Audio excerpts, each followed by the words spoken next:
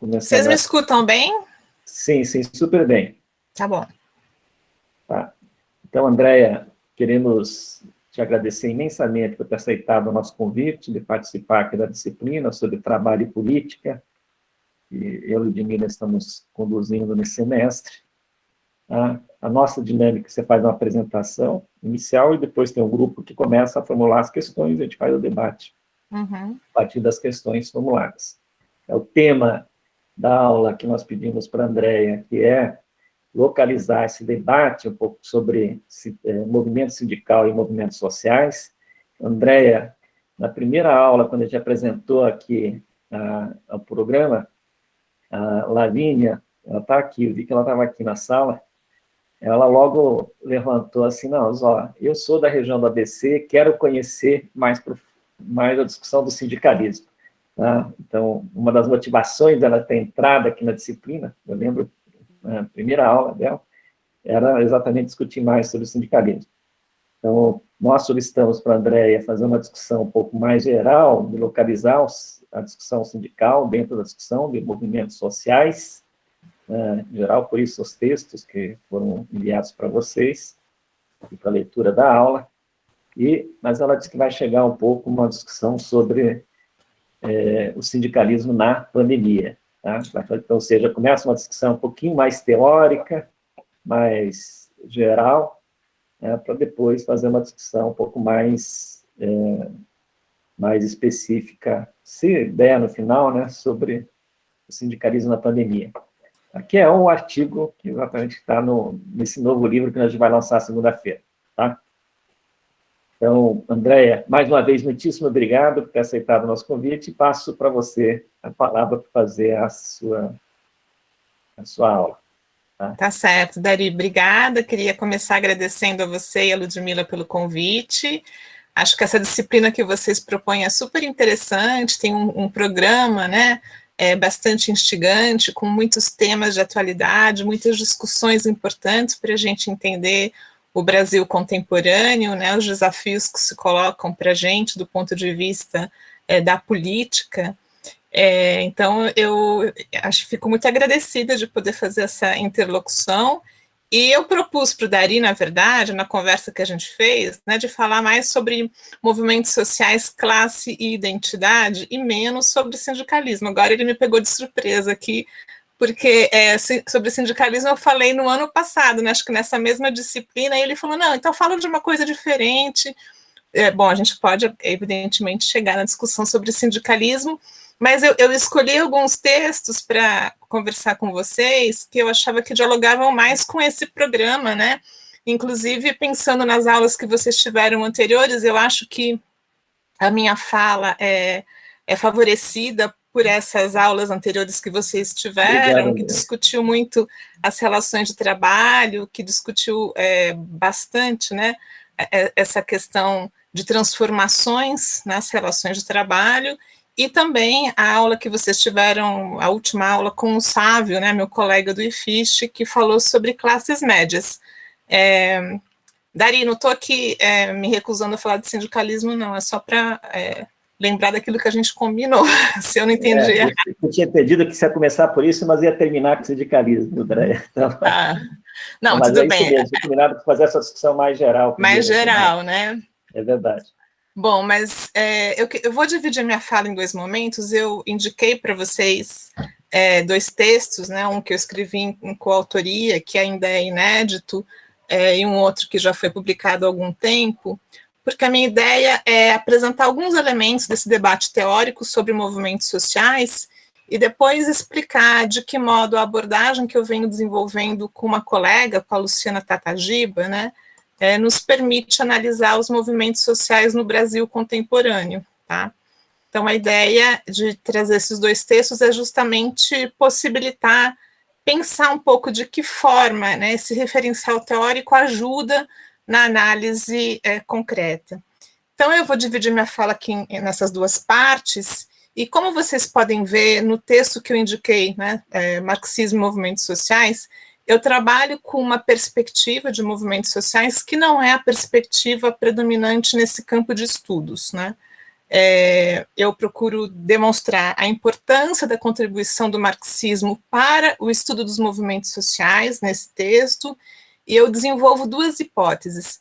A primeira delas é que, a despeito do interesse do marxismo pelo estudo do movimento operário, não há uma teoria marxista dos movimentos sociais plenamente desenvolvida e articulada.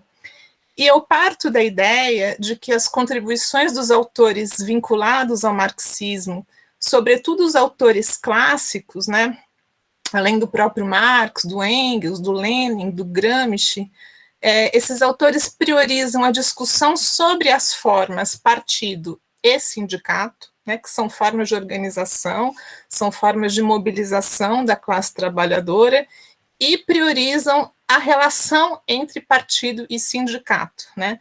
Então, nesse sentido, o movimento operário era um movimento social por excelência, de modo que a noção sobre movimento social ela estava muito vinculada à condição de classe, né? Era um conceito aplicado à classe trabalhadora e à luta entre capital e trabalho.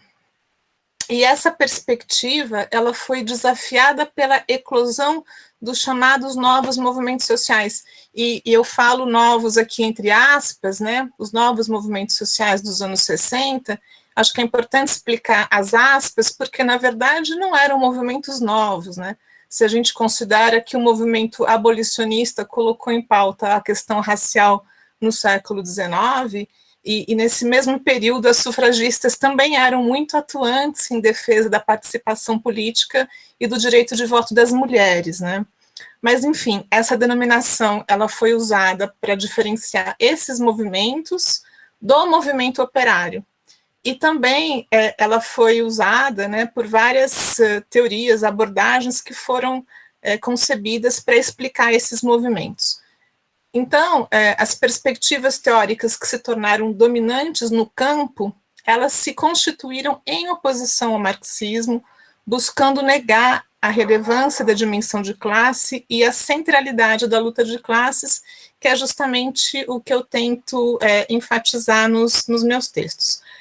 Eu gostaria de começar retomando, em linhas gerais, as duas teorias que tiveram mais influência, mais impacto na análise ou nas análises sobre movimentos sociais no Brasil. A primeira justamente tem esse nome, né, Teoria dos Novos Movimentos Sociais, que é uma teoria que tem diferentes vertentes, mas é uma abordagem dominante na Europa, que se destacou a partir do trabalho de autores como o Alberto Melucci, o Alain Touraine, né, o próprio Habermas e o Klaus Hoff, autores que trabalham, né, de diferentes maneiras, mas que vão enfatizar o aspecto cultural dessas chamadas minorias que se destacam nos protestos e manifestações dos anos 60, né?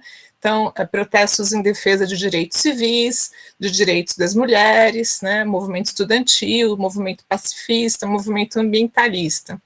E a ideia fundamental, e esse elemento comum nessas abordagens, é que, diferentemente do movimento operário, esses chamados novos movimentos sociais, eles lutam não mais por questões materiais, por questões redistributivas, e sim pela afirmação ou pelo reconhecimento de identidades coletivas, né? A ideia de que eles lutam pelo direito à diferença, que lutam por mudança nos valores, mudança nos costumes. E é uma perspectiva que nega a relevância da dimensão de classe e a centralidade de luta de classes, abandonando a política de classe em prol da ideia de identidade, né? Ao mesmo tempo, a análise da composição social dos integrantes e dos apoiadores desses movimentos, ela leva à constatação de que a classe média predomina nos novos movimentos sociais. Mas esse não é um elemento a ser explicado pela teoria, né? Então, apesar de quando eles olham para esses movimentos, eles percebem a presença da classe média, né, de uma juventude de classe média, de mulheres de classe média, não se busca explicar, né, essa presença, quer dizer, entender de que forma essa presença, né, ela repercute nesses movimentos. que tipo de implicação ela traz para esses movimentos, né? Então, de modo geral, essas perspectivas vão entender que a mobilização se produz a partir de fatores societais e exprime objetivos, né, que podem ser chamados de societais, culturais ou pós-materialistas, de modo que não seria possível, na verdade, não seria nem mesmo, quer dizer, não faria nem mesmo sentido relacionar esses movimentos ao pertencimento de classe dos atores mobilizados, tá? Então, esses autores, eles estabelecem uma ruptura entre o novo e o velho, né, entre passado e presente, e buscam caracterizar esse novo tempo, essa nova sociedade, também com outras expressões, né? Uma sociedade pós-industrial, uma sociedade pós-moderna. E, nesse mesmo sentido, os novos movimentos sociais, eles seriam um substituto ao movimento operário, né? Eles seriam o locus fundamental do conflito e da mudança social. Eles seriam os representantes da política autêntica, inclusive porque eles recusariam se relacionar com o Estado e recusariam a luta pelo poder, né? São movimentos que deixariam em segundo plano o ambiente político. Essa literatura, ela produz algumas consequências teóricas e analíticas, né, que eu vou indicar aqui rapidamente. A primeira delas é que ela passa a enfatizar e a valorizar conflitos que são exteriores às relações de trabalho, né, vão deixar em segundo plano as formas mais tradicionais e específicas de conflitos do trabalho, especialmente as greves, né? As greves, inclusive, elas tenderiam a se reduzir ou a se rotinizar, elas não gerariam mais grandes mobilizações, elas não expressariam mais grandes conflitos, né? A segunda consequência é que é uma literatura que estabelece uma oposição entre os sindicatos que são vistos como velhas organizações burocratizadas, organizações domesticadas, né, que não têm mais a capacidade de expressar a insatisfação, de expressar uma capacidade de contestação, né, seriam organizações que teriam perdido a sua autonomia ao se relacionar com o Estado, inclusive ao participar de arranjos tripartites, né, de processos de negociação que evidenciariam a sua integração com o Estado. Então, de um lado, a gente tem os sindicatos e, de outro lado, a gente tem os movimentos sociais que trariam essas práticas renovadoras e essas práticas democráticas. E, com isso, o sindicalismo teria deixado de ser um movimento social porque ele teria se tornado incapaz de promover mudanças, né? Essa compreensão, ela vai alimentar toda uma literatura sobre crise do sindicalismo que se desenvolve nos anos 80, né?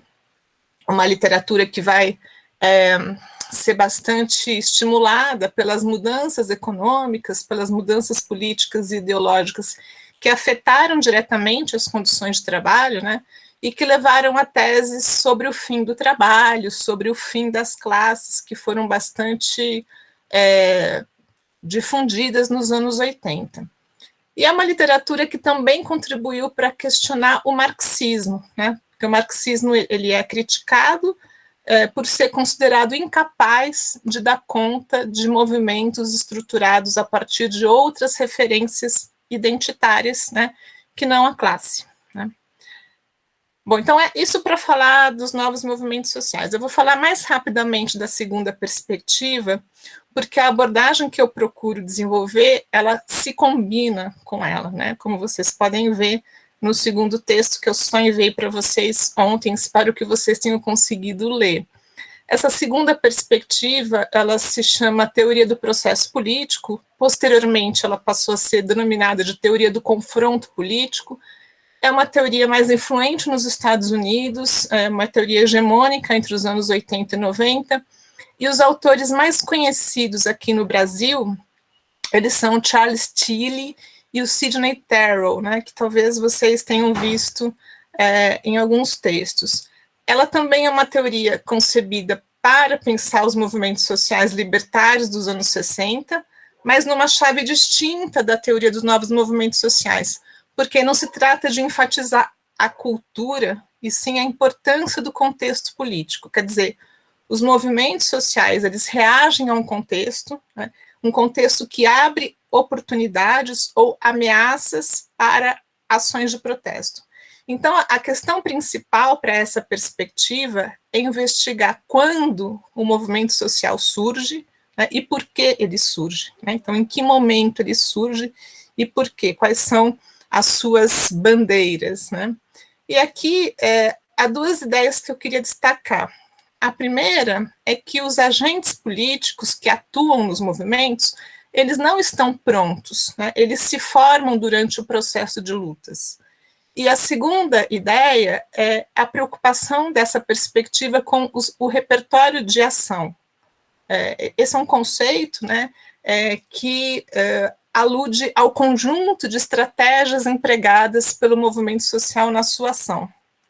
Então, os diferentes repertórios de ação coletiva, eles mudam ao longo do tempo. Dependendo do contexto, os movimentos sociais vão usar estratégias mais radicais ou mais moderadas, né? Então, eles podem empregar passeatas, né? Organizar greves, ocupações, boicotes, né? Então, são vários os repertórios de ação recenseados aí por essa literatura, associados, né, aos diferentes movimentos, e a interação com o contexto, especialmente com o Estado, é algo importante para essa perspectiva, tá? Então, nesse sentido, é interessante analisar que governo é esse, né, que dirige esse Estado num determinado contexto, para entender a relação que os movimentos sociais estabelecem com esse governo, né? Inclusive para ver a mudança na curva de protestos, se tem mais protesto ou menos protesto, né, em que momento os protestos se intensificam, se aceleram, em que momento eles se retraem.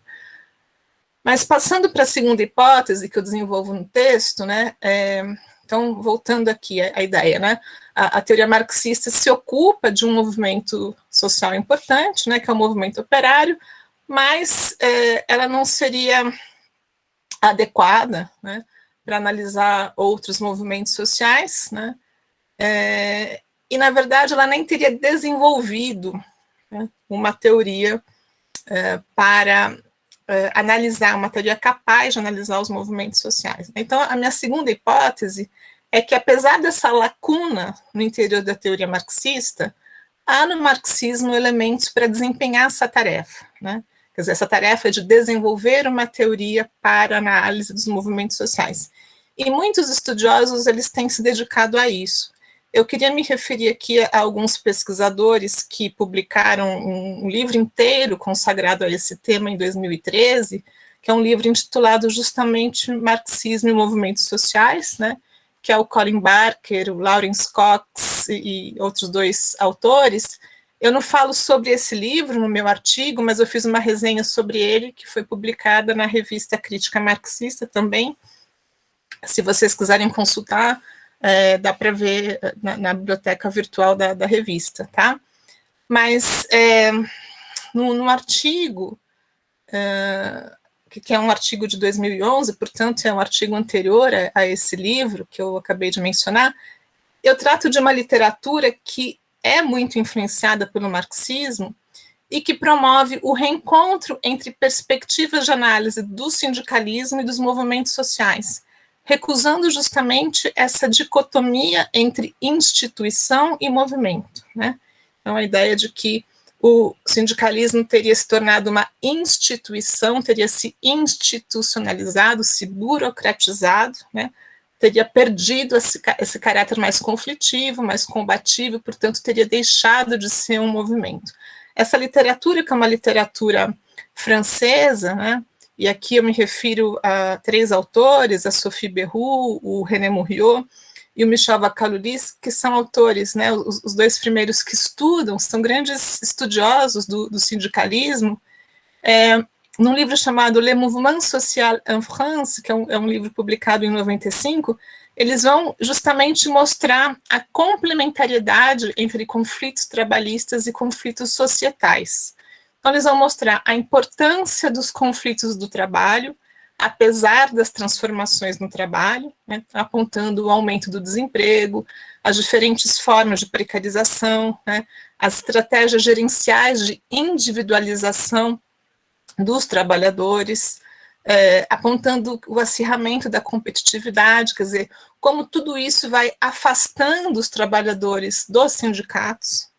Então, esses autores eles vão mostrar que a exploração do trabalho, né, não obstante todas as transformações sofridas pelo capitalismo e pelas relações de trabalho, né, a exemplo, se a gente quiser citar aqui, né, essa sobreposição entre novas e velhas formas de precarização, tudo isso não eliminou os conflitos, pelo contrário, isso vai engendrar potencialmente uma variedade de conflitos. Ou seja, o trabalho, a exclusão material, o desemprego, eles continuam sendo importantes como fontes de ação coletiva, então continuam sendo importantes para gerar mobilização, para gerar protestos, né? Um segundo elemento que também eles vão desenvolver é a ideia de que o mercado de trabalho ele é afetado pela questão de gênero, pela questão étnico-racial, pela questão geracional, pela orientação sexual, pela migração. Então, eles vão apontar para isso, né, que uma literatura própria de um campo que tem se desenvolvido a partir dos estudos feministas vai denominar de interseccionalidade ou consubstancialidade das relações de raça, gênero e classe, né? Então, eles mostram nesses trabalhos que a condição étnico-racial importa, né? A condição de gênero importa no tipo de trabalho que é realizado, né, nos benefícios sociais que os trabalhadores acessam e por aí vai. Um terceiro elemento é que os sindicatos e os movimentos de trabalhadores, eles não desapareceram de cena, né? Então, apesar de toda a discussão sobre crise do sindicalismo, os sindicatos continuam existindo, continuam resistindo, né? E eles não só não desapareceram de cena, como eles não estão desconectados das lutas que outros movimentos sociais empreendem, verificando-se, portanto, diferentes graus de articulação entre demandas relacionadas ao trabalho e demandas que são relacionadas a várias outras questões, né, de ordem societal, como discriminação, as várias formas de discriminação, a questão da violência, etc., né? Então, com base na leitura que eu faço desse amplo debate, que aqui eu reconstruí muito brevemente, né, e de uma forma um pouco esquemática, eu busco apontar a necessidade de reconhecer as diferentes formas que a contestação social assume no capitalismo contemporâneo, tratando dessa relação entre classe e outras formas de opressão. Então, eu parto do reconhecimento que o conceito de classe ele é fundamental, mas ele não é suficiente, né? Ele não esgota as diferentes formas que a contestação social assume no capitalismo contemporâneo, e eu sustento que reconhecer a importância da contradição entre capital e trabalho, ela não implica, quer dizer, ela não equivale a desconsiderar as lutas contra as diferentes formas de dominação e opressão, quer sejam essas lutas baseadas na nacionalidade, na etnicidade, na religião, no gênero, né, na qualificação, na sexualidade. Então, tanto a exploração do trabalho pelo capital, quanto as diferentes formas de dominação e opressão, elas suscitam resistências e enfrentamentos, né? E aqui eu estou me baseando também no trabalho do Colin Barker. Para citar uma passagem do Barker, ele vai dizer o seguinte: insurgências populares envolvem muitas outras forças sociais, não apenas trabalhadores empregados, né? Então ele vai fazer referência aos camponeses, aos desempregados, aos povos colonizados, aos migrantes, né? Povos indígenas, mulheres, LGBT. Então, todos esses grupos, né, todos esses setores da sociedade que se mobilizam, que se insurgem, eles vão se conectar de forma, né, mais ou menos direta à questão do trabalho, né? E isso fica muito evidente nos movimentos sociais da América Latina, tá? Então, dito isso, como a gente trabalha com os conceitos de classe e identidade, né? Quer dizer, como que a gente compatibiliza essa discussão, né? É possível compatibilizar? Não é possível compatibilizar? Eu apresento aqui 3 proposições, né, que não estão muito desenvolvidas no texto, mas que eu queria trazer para conversar com vocês. A primeira é que classe e identidade, elas são categorias para pensar a ação coletiva e a transformação social. Elas são pensadas, né, tanto uma quanto a outra, como um processo, já que elas são construídas na luta política. No artigo eu falo um pouquinho como eu trabalho com o conceito de classe, né. Então, os dois conceitos, né, remetem ao problema da formação de uma identidade coletiva, né? E aqui eu acho importante esclarecer que, do mesmo modo que para as perspectivas não deterministas, né, não economicistas do marxismo, né, que são perspectivas para as quais a classe não está dada de antemão, né, ela não está pronta e acabada, né, olhando apenas para, né, quando a gente olha apenas para o lugar que o sujeito ocupa no plano da produção, na estrutura produtiva, né? Então, do mesmo modo que não dá para derivar a identidade política e o comportamento político de alguém a partir do seu lugar na produção, a identidade também não é uma categoria essencializada, né? Uma categoria pré-existente, por exemplo, ser mulher, né? Ser mulher ou ser negro ou ser indígena faz com que todas as mulheres, negros, indígenas ajam de uma determinada forma, assumam essa identidade e ajam de forma consequente com essa visão, né? Quer dizer, a identidade ela se forma num dado contexto. No caso da classe, essa formação ela está ligada ao trabalho, ela está ligada ao lugar na estrutura produtiva, né? Às condições materiais de existência e, portanto, à luta entre capital e trabalho. Mas ela não está dada, né? Ela não está dada independentemente dessa capacidade de organização e de mobilização, né? Então, ela vai se construir. E compreender esse processo requer análise tanto das condições materiais e da conjuntura política, quanto do impacto da ideologia dominante e da relação com as outras classes, né? E isso é importante, quer dizer, olhar para todos esses elementos, como eles se articulam, é importante para evitar afirmações que relacionam automaticamente uma base social a uma posição política. Por exemplo, o proletariado é um sujeito intrinsecamente revolucionário, né? Ou o campesinato e as classes médias são um sujeito inerentemente, né, conservadores, né? Ou para a gente mudar o registro, as mulheres elas são naturalmente feministas, ou os negros antirracistas, né? Então é isso que eu estou chamando de essencializar o sujeito, né? É derivar o posicionamento político da sua condição, né?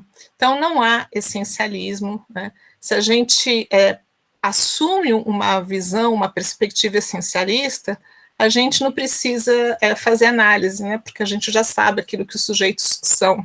Então, a gente não precisa analisar o contexto no qual eles atuam, a gente não precisa analisar quais são as organizações que os representam, que tipo, né, de proposta política, que tipo de projeto essas organizações apresentam. Bom, a segunda proposição que eu faço, portanto, né, ao trazer esse debate, é não desconectar identidade e classe.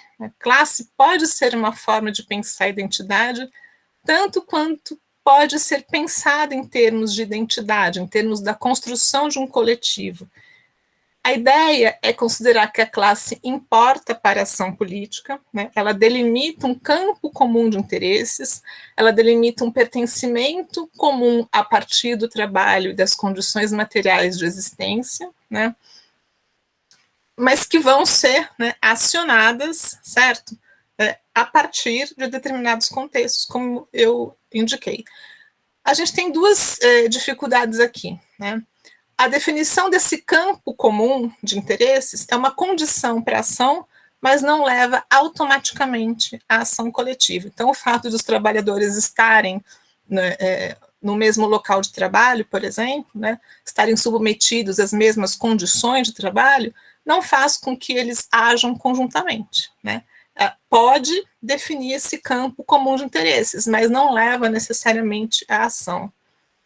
A outra dificuldade é que essa situação de classe também não leva a um único posicionamento de classe. Então, de novo, o fato dos trabalhadores estarem lá, né, no mesmo local de trabalho e viverem as mesmas condições não faz com que eles se posicionem necessariamente da mesma maneira, né? Não faz com que todos sejam favoráveis à greve, por exemplo, não faz com que todos participem de manifestações. Então, além de mobilizações progressistas e revolucionárias, os dominados eles podem empreender mobilizações conservadoras e reacionárias. E isso faz com que a gente se coloque algumas questões, né? Quando a gente olha, por exemplo, para as classes médias, a gente pode se perguntar por que algumas frações das classes médias, né, num dado momento, são progressistas, elas são capazes de se insurgir, e no outro elas são reacionárias, quer dizer, apoiam golpes, apoiam ditaduras, né? O pequeno texto do blog que eu passei para vocês tenta justamente analisar a divisão das classes médias na política brasileira recente, né? Os textos do Sávio falam bastante sobre a ação da alta classe média, né? Do que ele chama de alta classe média. Com isso, a gente pode observar justamente aquilo que eu estava mencionando, né? Não tem um essencialismo, não dá para caracterizar de uma única forma, né?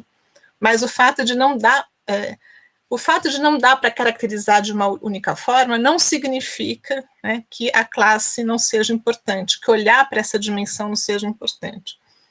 E a terceira proposição que eu queria fazer é a necessidade de assumir um enfoque que trate as duas categorias não como categorias dicotômicas, e sim como categorias complementares, né?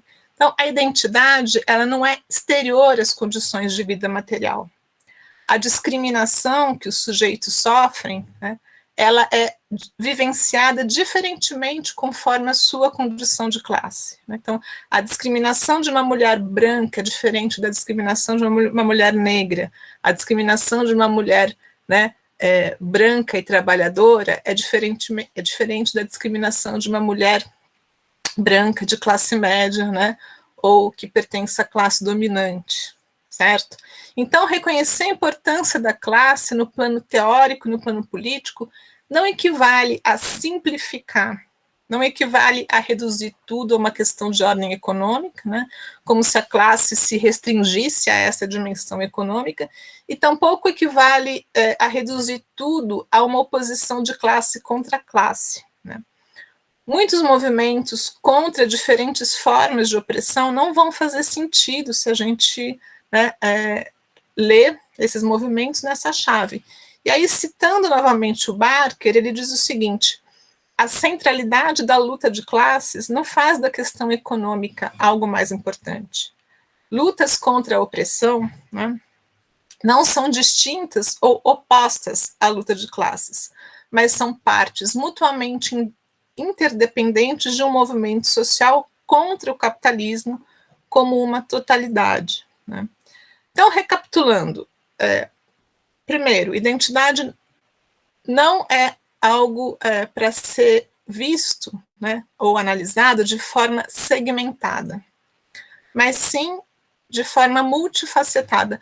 Muitos autores reconhecem isso, né, vão falar da articulação entre diferentes identidades ou de diferentes dimensões, né, raça, gênero. Muitos vão reconhecer isso, mas não dão um lugar para a classe, né? Ou se olham para a classe muito mais nessa dimensão da renda, né? Não vão dar um papel explicativo para a classe no plano da política. O segundo ponto é que a identidade comum, seja ela de gênero, de raça ou de classe, ela é uma construção, como eu disse, né? Ela não está dada de antemão, nenhuma delas, tá?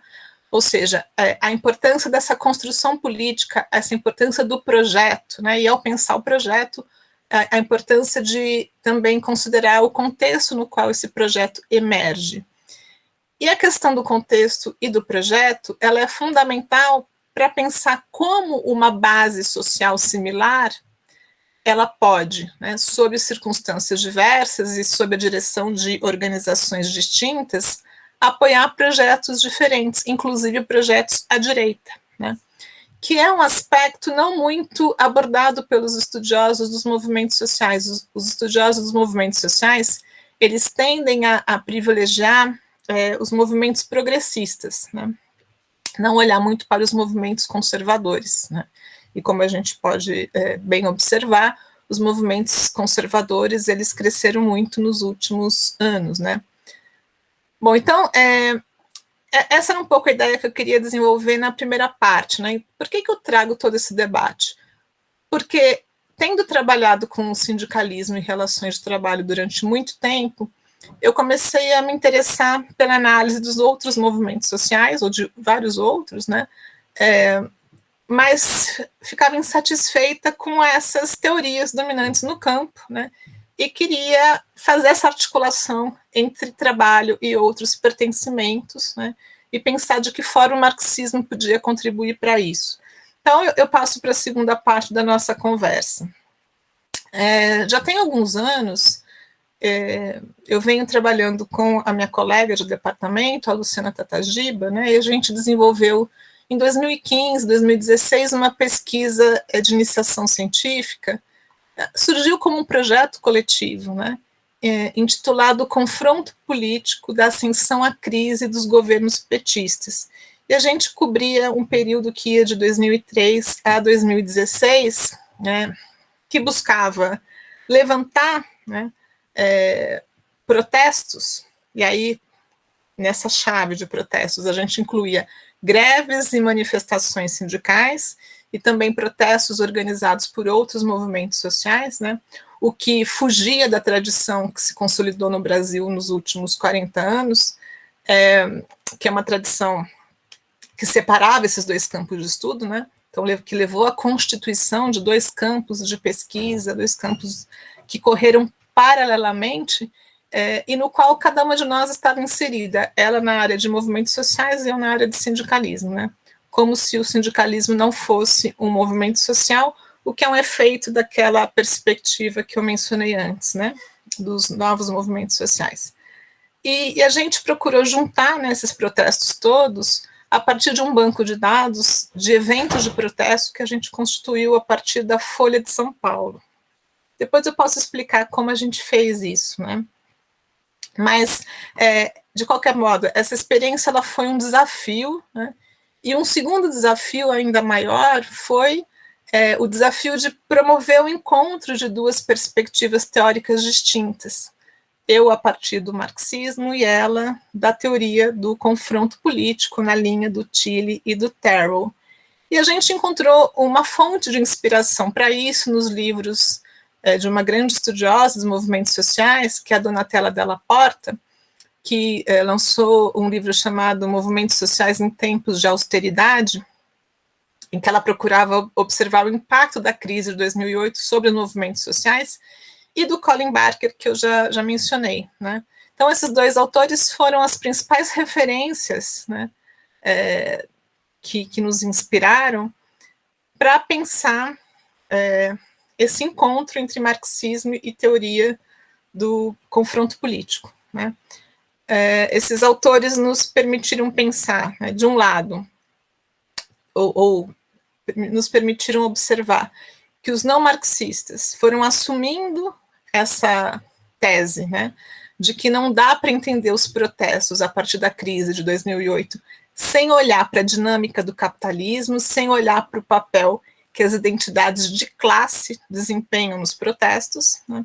E, de outro lado, os marxistas, como eu já indiquei, admitem que o conceito de classe não esgota as diferentes formas, né, que a contestação pode assumir, e procuram teorizar sobre as formas de articular classe e outras identidades. A gente publicou os primeiros resultados dessa pesquisa na revista de Opinião Pública, que é uma revista aqui da Unicamp, do CESOP, um artigo que se chama Os Protestos no Brasil em Tempos de Crise, em que a gente cobre o período entre 2000 2011 e 2016. Os argumentos principais desse artigo, eles estão sintetizados nesse outro, né, que eu enviei para vocês ontem, que é um artigo mais recente, que foi finalizado em 2020, né, é um artigo ainda não publicado. Mas nesse primeiro texto, que é fruto da nossa parceria, a gente não discutia muito o papel de 2013 na crise. Ou seja, a gente não procurava analisar 2013 de modo mais detalhado, e nem apresentava de forma mais sistemática a nossa abordagem, que a gente acabou intitulando de uma abordagem integrada dos protestos, né? Então, esse segundo artigo, a gente tenta fazer isso, dialogando com a bibliografia e com as polêmicas sobre esse assunto, né? Como vocês podem ver, se tiveram a oportunidade de ler o texto, a gente se baseia e se beneficia do trabalho de vários colegas, né? Bom, se vocês não estão muito cansados, ainda eu vou falar mais um pouquinho, daí eu passo a palavra para vocês, tá? Tudo bem, Dari? Tá, bom, então... Pode seguir em frente, Andréia. Tá certo. Para falar dessa abordagem... Oi? Fala um pouco mais de meia hora só. Tá bom. Então, para falar da abordagem integrada dos protestos, né, que é a primeira parte do artigo, a gente parte de dois pressupostos, né? Então, o primeiro é que os protestos não podem ser plenamente compreendidos se tomados isoladamente, né? Então, eles não podem ser compreendidos da maneira que tradicionalmente os estudos, né, fazem os estudos dos movimentos sociais, que é analisar cada protesto, né, de forma separada. E o segundo pressuposto é de que é necessário olhar não apenas para o como da mobilização, né, que é o que fazem as abordagens que olham mais para a dimensão política dos movimentos sociais, ou seja, para as formas como os movimentos sociais reagem a essas oportunidades e ameaças do contexto político no qual eles estão inseridos, e a maneira pela qual esses movimentos buscam alterar esse contexto, mas também é importante olhar para quem se mobiliza, pensando esse quem de uma forma bastante abrangente, né? Então, a gente denomina esse quem das bases sociais do protesto, né? E pensamos essas bases sociais em termos de classe e outros pertencimentos.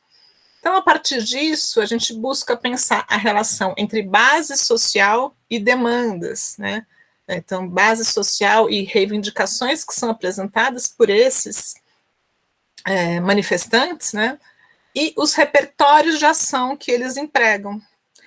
Não apenas a partir da dimensão cultural, mas também a partir da dimensão material, né? Então, associando essas duas dimensões. Ou seja, quando a gente fala de classe e outros pertencimentos, ao invés de uma disjuntiva, né, ao invés da gente falar ou, a gente recusa essa dicotomia entre identidade como algo do domínio cultural e classe como algo que provém da economia, né? Inclusive, alguns, mesmo no campo marxista, veem classe de forma muito estreita, de forma muito determinista, né? Vem a classe como um reflexo da economia, como eu já indiquei aqui, né? Então, a gente fala classe e não classe ou, tá? Então, para a gente procura justamente superar essa disjuntiva. Então, a gente trata classe e outras clivagens, outros pertencimentos, os mais variados, como categorias para pensar os conflitos. E isso requer considerar as lutas contra as diferentes formas de dominação e opressão, né, o que uma parte da esquerda marxista ainda resiste em fazer, né? Então, também é preciso reconhecer isso, né? Também a perspectiva não marxista, ela requer considerar classe de uma forma menos caricatural, né? E olhar para a dinâmica do capitalismo de uma forma, né, também que vá além da dimensão estritamente econômica, de modo a compreender o papel do Estado capitalista, o papel da ideologia, né, o papel da ação política das classes. Então, pensar como pensar as diferentes formas, né, que os dominantes empregam para conter a resistência dos dominados, né, e como isso pode impactar negativamente os movimentos, dada essa tendência, né, de se naturalizar as relações sociais e dado o impacto da própria ideologia dominante. Então, sintetizando a nossa proposta, a gente procura articular a teoria marxista, a teoria do confronto político, articular a economia, né, com a política, né, trabalho com movimentos sociais, né, não pensando que a dinâmica do capitalismo afeta o trabalho, mas não apenas o trabalho, né, articulando o plano nacional e o plano global, entendendo que o impacto do capitalismo global sobre os espaços nacionais, esse impacto é importante, produz, né, alterações no padrão de protestos, produz alterações, né, nos movimentos sociais. É claro que esse elemento do impacto do capitalismo global ou da crise do capitalismo nos coloca uma dificuldade, porque a chegada da crise no Brasil ela é temporalmente defasada, né? Se a gente considera a crise de 2008, e a intensificação dos protestos no Brasil, ela precede a crise, né? Então, desde 2012, a gente vê um aumento dos protestos, esse aumento dos protestos, ele explode em 2013, e a crise econômica, né? A gente poderia indicar 2014 como um ano em que a crise se torna mais manifesta, mais evidente, né? A partir da recessão, mas mesmo assim o desemprego ele estava em patamares bastante baixos, né? Então, olhar para esses elementos todos de ordem econômica e de ordem política, né, dos elementos nacionais e globais, requerem observar uma série de indicadores, uma série de elementos que a gente procura testar e verificar de que forma, né, a gente consegue entender o aumento ou a redução dos protestos à luz desses elementos. Então, qual que é a primeira hipótese que a gente trabalha, né, nesse artigo conjunto? É de que os protestos observados entre 2011 e 2016, né, que correspondem aos 2 mandatos da Dilma, fazem parte de uma mesma conjuntura marcada pelo impacto da crise internacional numa economia periférica e pelas políticas públicas implementadas pelos governos petistas, né?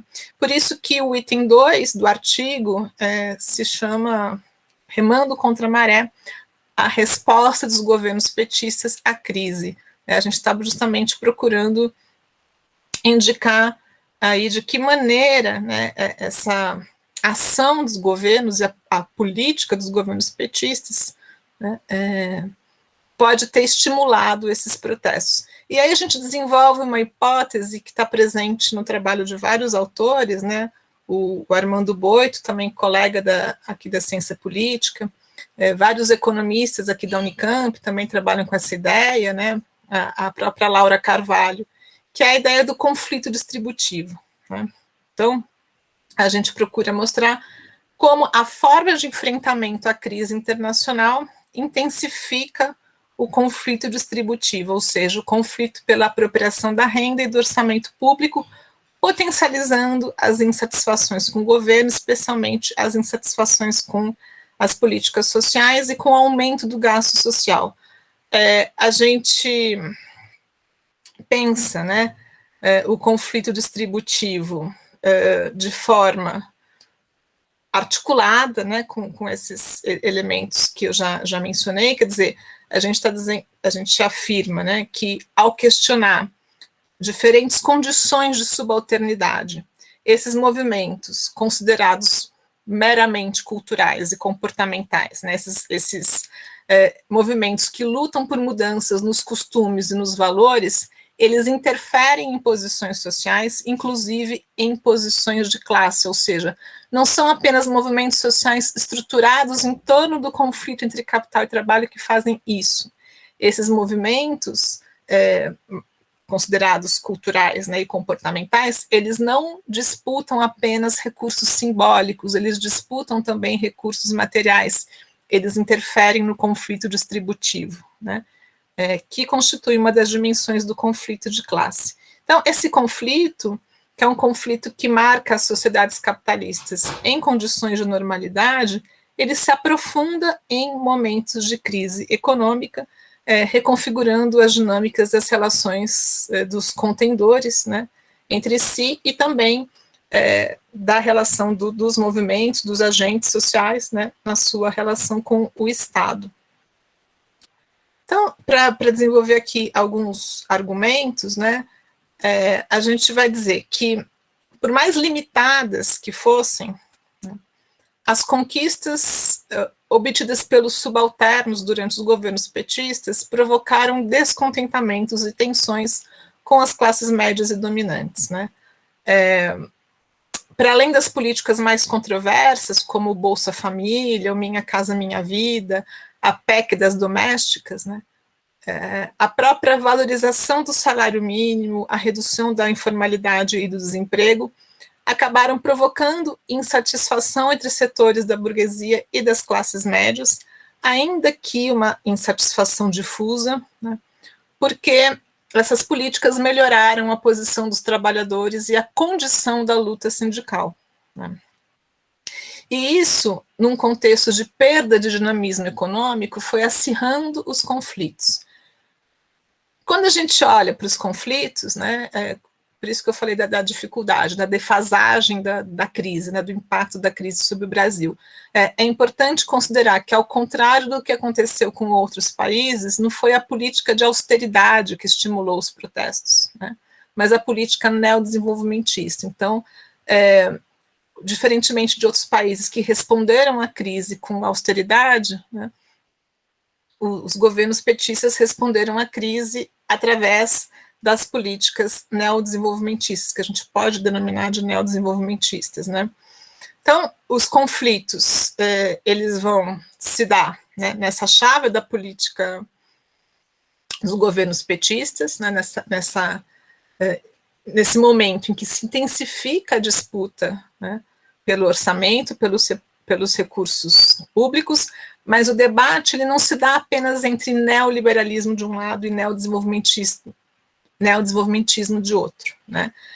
Desde 2011, que é o momento que a gente toma, né, como ponto de partida, é possível observar um antipetismo de esquerda, né? Tem gente que queria outra coisa e que, inclusive, levou, né, esse processo, essa crítica aos governos do PT pela esquerda, isso levou a cisões em movimentos consolidados, como o MST, como a CUT, né? Isso levou à emergência de novos coletivos. Então, desse modo, ao mesmo tempo em que setores da burguesia e das classes médias passaram a expressar a sua insatisfação frente às políticas sociais e à intervenção do Estado na economia, setores subalternos procuraram manter ou ampliar as conquistas que haviam obtido, sem ter acordo quanto à forma de fazê-lo, né? E também sem ter acordo quanto ao tipo de relação a estabelecer com o governo. Então, uma parte, né, a maior parte dos movimentos sociais e dos sindicatos, inclusive, apoiava os governos petistas, né? No segundo governo Dilma, uma parte importante se afastou do governo, né? Então, isso nos levou a pensar um pouco sobre essa relação entre protestos e conflito distributivo. Eu quero lembrar a vocês que nós não somos economistas, né? Então, eu acho que vocês podem nos ajudar nessa leitura dos indicadores macroeconômicos, mas o que chama a nossa atenção ao cruzar dados de protesto, né? Os dados obtidos no nosso banco de dados, que não estão nesse artigo, mas estão no que foi publicado, né, que eu mencionei anteriormente, com alguns indicadores, a gente constata que a curva ascendente dos protestos se dá num contexto de desemprego em baixa e de crescimento econômico positivo entre 2011 e 2013. Né? Então, vou aqui passar rapidamente para vocês os indicadores. Né? A gente contabiliza os protestos de duas formas. A gente agrega por evento de protesto e desagrega por cidade. Então, só para dar um exemplo, né? 2013, a gente teve protestos simultâneos em muitas cidades. Né? Então, a gente, no nosso banco, apresenta o dado tanto como um dia de protesto, né? Um dia nacional de protesto, quanto o mesmo protesto replicado em diferentes cidades. Tá? Então, quando a gente olha para 2013, que é o nosso pico, a gente tem 445 eventos de protesto. Né? E se a gente olha para desdobramento em termos de cidade, são 640. Tá? Mas 2013 é o número, né, o mais elevado aí dessa curva de protestos, mas a gente vê um aumento importante já desde 2012. Em 2012, os protestos dobram em relação ao que tinham sido em 2011. Né?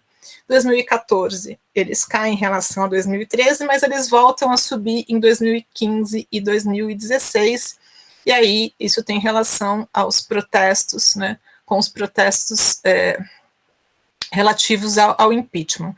Mas, então, o que a gente menciona, né?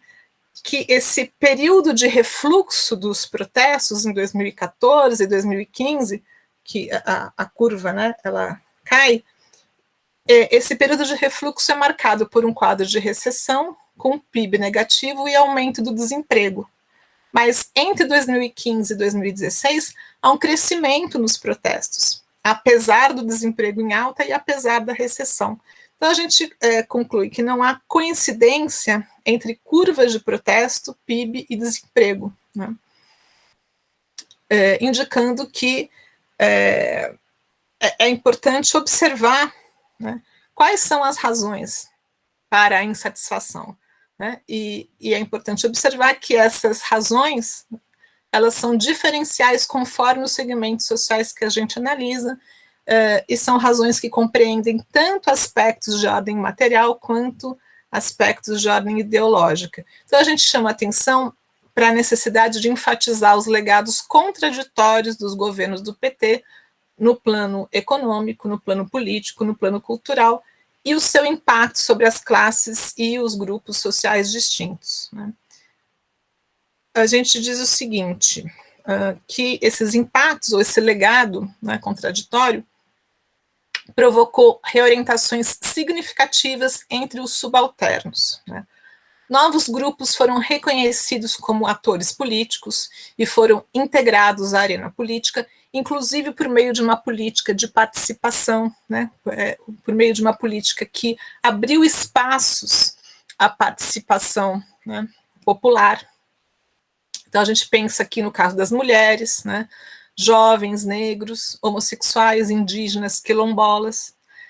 Essa reorientação, ou essas reorientações, elas deram origem a novas formas de ativismo que tinham como pauta, né, os custos sociais e ambientais de um modelo de desenvolvimento baseado no agronegócio, baseado na exploração de recursos naturais, né, que tinham como pauta as desigualdades históricas baseadas na discriminação de raça e gênero, né, e que colocavam também em evidência a defesa de direitos sexuais e reprodutivos. Ao mesmo tempo,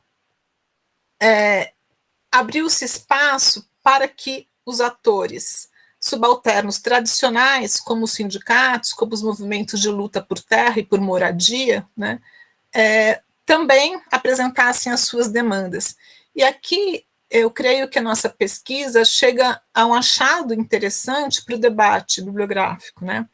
Essa ideia de que os setores populares que tradicionalmente se mobilizam no Brasil, né, que são os trabalhadores sindicalmente organizados, os sem-teto, os sem-terra e os estudantes, eles permanecem como atores centrais nesse período. As pautas desses movimentos, né, as pautas relativas a salário, a condições de trabalho, transporte público, terra, moradia, educação, são pautas que permanecem em evidência, elas continuam sendo importantes. Então, são movimentos que lutam por direitos, que lutam pela expansão da cidadania, e a questão do trabalho, ela não desapareceu de cena. Greves e ocupações continuaram muito presentes como repertórios de ação. Quando a gente compara a nossa curva de protestos com a curva de greves, né, do jazz, é interessante porque a curva tem semelhanças, né? Também o jazz registra um aumento de greves. A meu ver, esse aumento ele já faz uma pequena inflexão, essa curva faz uma pequena inflexão em 2008, mas ela inclina, né, em 2011 também. E vai recuar agora, né, no período mais recente. Mas a novidade desse período que a gente analisa são os descontentamentos das classes médias e dominantes com o surgimento das novas direitas. Há vários autores que trabalham com esse tema, vocês já discutiram isso no curso, né? Mas eu queria destacar essa combinação entre neoliberalismo e conservadorismo, tanto no plano moral e comportamental, né, com destaque para pautas como escola sem partido, combate à ideologia de gênero, né, a defesa da família tradicional, quanto no plano sociopolítico, com a defesa da redução da maioridade penal como forma de enfrentamento da segurança pública, por exemplo, né, a oposição às políticas de ação afirmativa e aos benefícios que são concedidos às populações economicamente vulneráveis, com essa ideia, né, que se convencionou denominar de bolsa esmola, por exemplo, né. É claro que o conservadorismo ele cresce também, se dá também em setores populares, né, mas eles não são a maioria nos protestos que nós analisamos.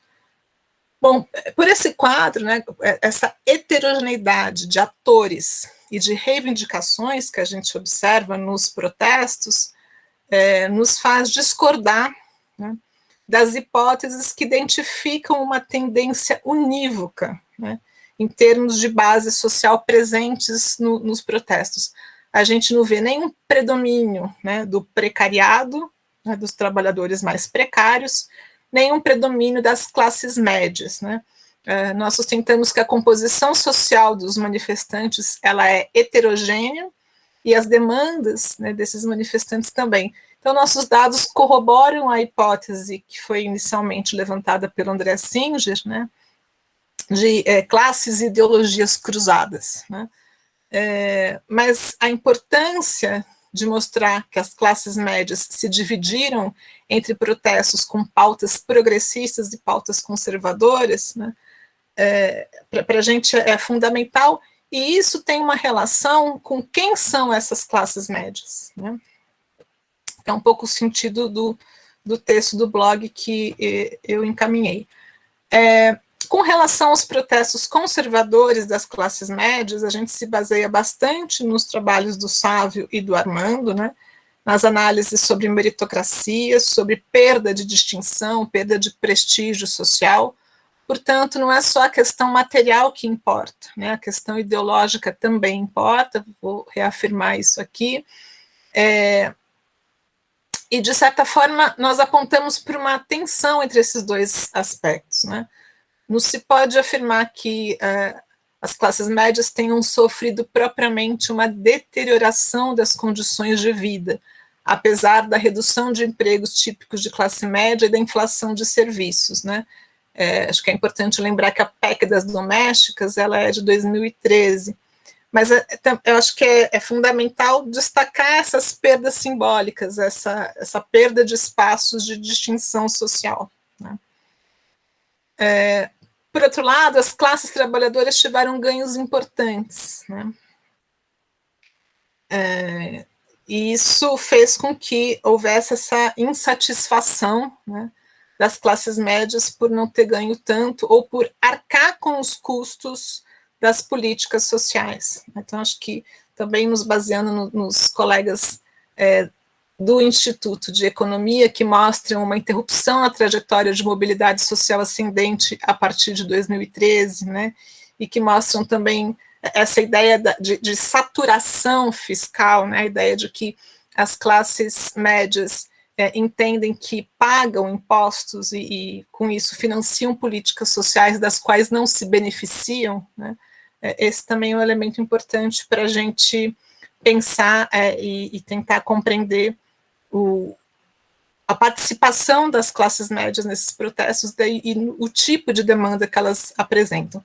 E aí outra questão para tratar, aqui para ir concluindo, né, nós tratamos rapidamente disso também, para entender um pouquinho melhor o papel das classes médias nos protestos, é o tema da corrupção, ou melhor, o uso instrumental do tema da corrupção, né, conforme um outro colega também, o Danilo Martuscelli, elabora, né. O tema da corrupção ele não é novo na luta política, né, ele ressurge de tempos em tempos, ele ressurge principalmente em contextos de crise econômica, né, quando a tolerância em relação à corrupção tende a se reduzir, mas quando nós olhamos para o banco de dados, né, que a gente construiu, e também para o Datafolha, é possível observar que a corrupção ganha mais visibilidade a partir de junho de 2013. A participação massiva das classes médias nos protestos, ela contribuiu, a nosso ver, para essa mudança de paradigma, tá? Então, aí a gente procura mostrar que a classe importa, né? A classe importa, quem participa dos protestos, né? Quer dizer, tem uma relação entre quem participa e as pautas que são defendidas, né? Então, o desafio é mostrar que relação é essa. Com referência ou com relação a esse tema da corrupção, há 3 efeitos aqui para a gente destacar. O primeiro é que a luta contra a corrupção vem acompanhada de uma crítica à política econômica e social do governo, né, do governo petista, considerado corrupto, né. Essa crítica vai eleger como alvo políticos e servidores, né, numa perspectiva que é moralista, é individualizante e é seletiva, né. O segundo é que a apropriação da bandeira da luta contra a corrupção pelas direitas, ela contribui para a ofensiva neoliberal, né. Esses governos que não aplicam uma política de austeridade, eles são considerados corruptos, né. Então, aqui a gente se baseia num outro autor chamado Peter Bratsis, que a gente também publicou um texto dele sobre a corrupção na era do capitalismo transnacional na crítica marxista. Então, ele vai dizer que essa acusação de corrupção, ela serve para deslegitimar políticas de bem-estar social e para promover justamente políticas de austeridade como alternativa à crise. Paradoxalmente, esse tema da corrupção ele serviu para colocar em xeque as políticas de combate à pobreza e à desigualdade social, né? E é uma questão, né, que acabou sendo incorporada por setores populares, mesmo setores beneficiários dessas políticas, né, e favorecidos pela redistribuição de renda, pela redução da pobreza. Isso demonstra a plasticidade, né, desse debate sobre corrupção e a capacidade, né, dessa questão ser apresentada como algo de interesse comum a diferentes grupos sociais, né. Mas, para concluir, né, e deixar aqui vocês falarem também e ouvir um pouco vocês. Por todos esses aspectos, né, que a gente levanta, nós não vemos uma descontinuidade entre o período anterior e o período posterior a 2013. Né? Então, a gente vai dizer que 2013 não é um raio em céu azul, né? O Ricardo Antunes também disse isso nos textos que escreveu, quer dizer, tinha coisas acontecendo aí na sociedade, tinha coisas acontecendo no plano da política, interesses sendo atendidos ou sendo, né, contrariados. E, embora 2013 registre uma mudança quantitativa em termos de protestos, há antecedentes do ponto de vista qualitativo, né?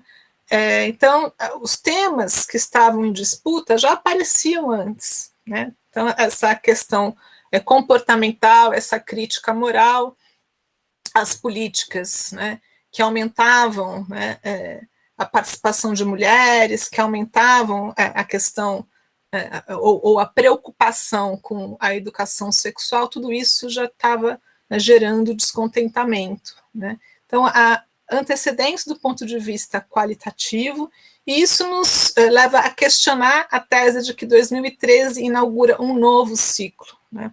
Um novo ciclo de protestos. A gente observa mudanças e continuidades também com o período subsequente, né? Então, em termos de comparação, quando a gente olha, tendo como centro 2013, que é esse pico de protestos, né, a gente já vê coisas semelhantes com o que está acontecendo em 2011, e a gente vê depois, né, os desdobramentos disso.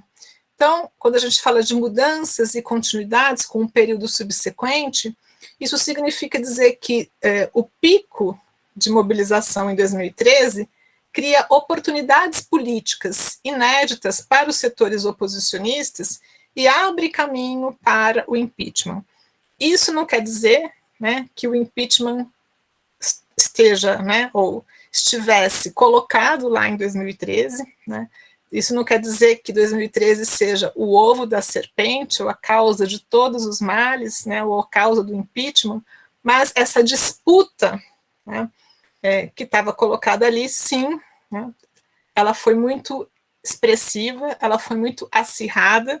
Junho de 2013 estava em disputa e a correlação de forças, ela favoreceu a direita, quer dizer, a contenda foi ganha pela direita, a esquerda ela não foi capaz de articular as diversas pautas que tinha em um projeto capaz de superar os limites do neodesenvolvimentismo e de articular, né, essas diferentes demandas, essas diferentes lutas expressas por movimentos, né, que de maneiras distintas, mas de maneiras que podem ser articuladas, que podem ser complementares, colocam a condição de subalternidade, né, em evidência e pretendiam, né, são movimentos que pretendem superar diferentes formas de dominação, de opressão e combater, portanto, né, a subalternidade em várias das suas dimensões.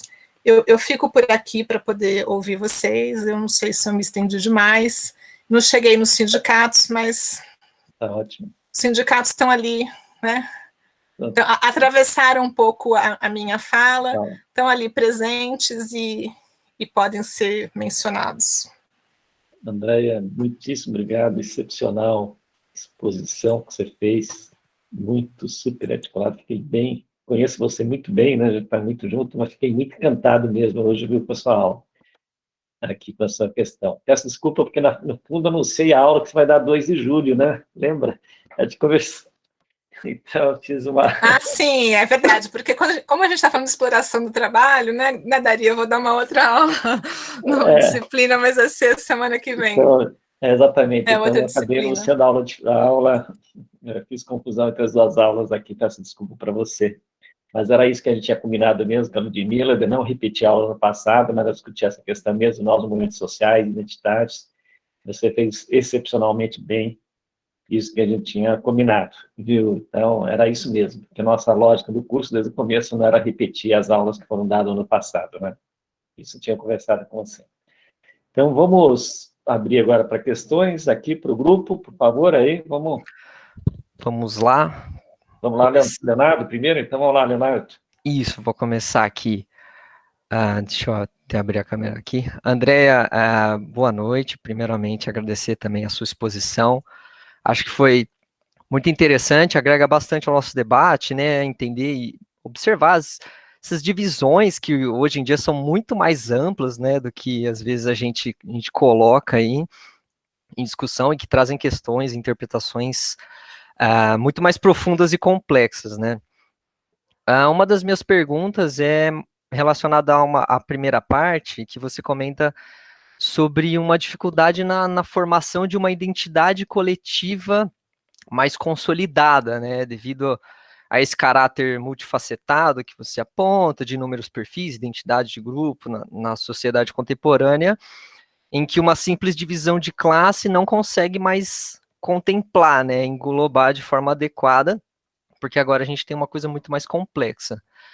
Nesse sentido, você acha que isso tende a limitar mobilizações sociais de maior impacto, que não corram o risco de se mostrar muito dispersas ou nas suas demandas, no seu potencial de impacto, né, no seu potencial de causar maiores mudanças políticas ou na sociedade de forma geral, ou não, isso de repente pode ajudar a fortalecer um conjunto de diversas demandas que existem nos diversos grupos? Obrigado, Leonardo. Andréia, por favor. Vocês não querem falar um pouquinho, fazer questões? Eu estou aqui ainda tomando uma aguinha. Tá bom, então vamos sem lá. problema. Pode ser? A gente pode fazer um conjunto de Vamos fazer mais questões, então vamos lá. Estou Então, aqui recuperando o fôlego, Dari. tá ótimo, tá.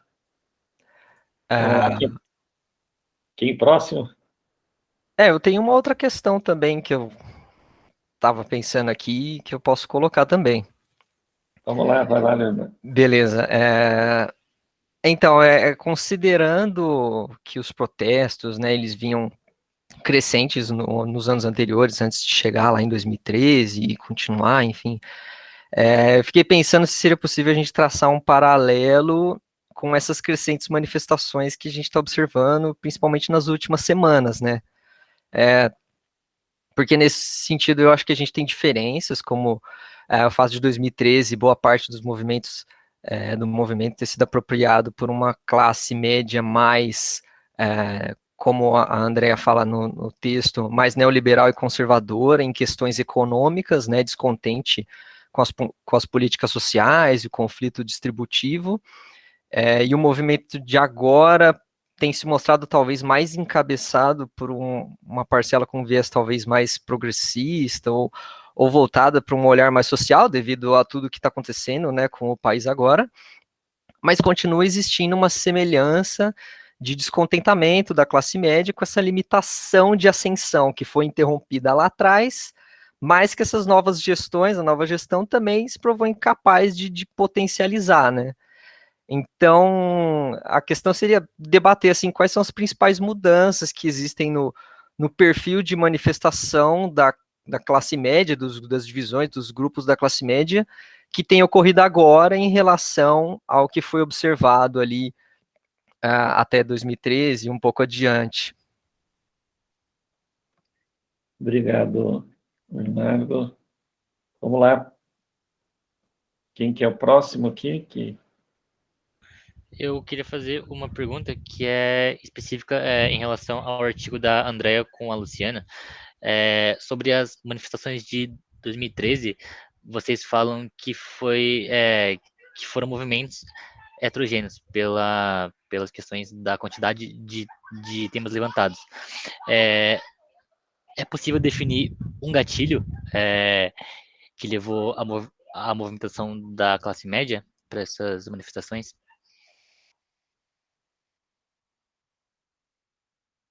Obrigado, Bruno. Outras pessoas, vamos lá, para fazer questões ou até reflexões, né, Andréia? Para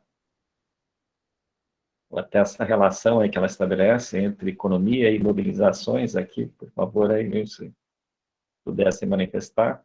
Que a turma aqui não é grande, mas ela tem uma boa formação, viu, Andréia? Então, vamos lá. Estou elogiando aqui para ver se... Quem mais que quer fazer as questões aí? Professor. Vamos lá, Isamara, vamos lá. Eu tinha formulado de acordo com a teoria marxista, porque ele, no texto, fala um pouquinho, principalmente o primeiro trecho, da questão de classe, né, de acordo com a teoria marxista. Pode-se dizer que os protestos de 2011 a 2018 foram oriundos de uma disputa de classes, porque fala bastante da classe média, né, Enfim, eu queria saber se isso pode ser possível, uma disputa de classe. Se bem que eles falam que não é possível definir uma classe, né, no texto mesmo.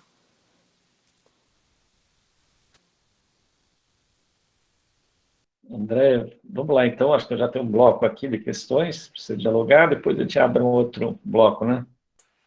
Tá bom. Vamos Obrigado, lá. Isabel. Leonardo,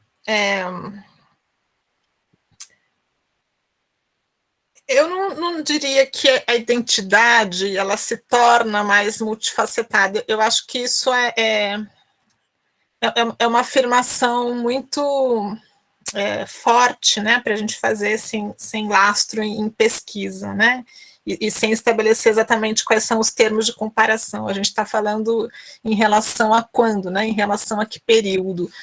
Se a gente for observar o movimento das sufragistas, né, que eu fiz referência, tinha lá uma disputa, né, entre mulheres brancas e mulheres negras, mulheres trabalhadoras, né, então você tem, quando eu falo de múltipla identidade, quando a gente olha para o sujeito, ele não é uma coisa só, né, ele pode se expressar naquele espaço em defesa de uma pauta de gênero, em defesa de uma pauta enquanto trabalhador, enquanto trabalhadora, né? Enquanto alguém que é racialmente discriminado.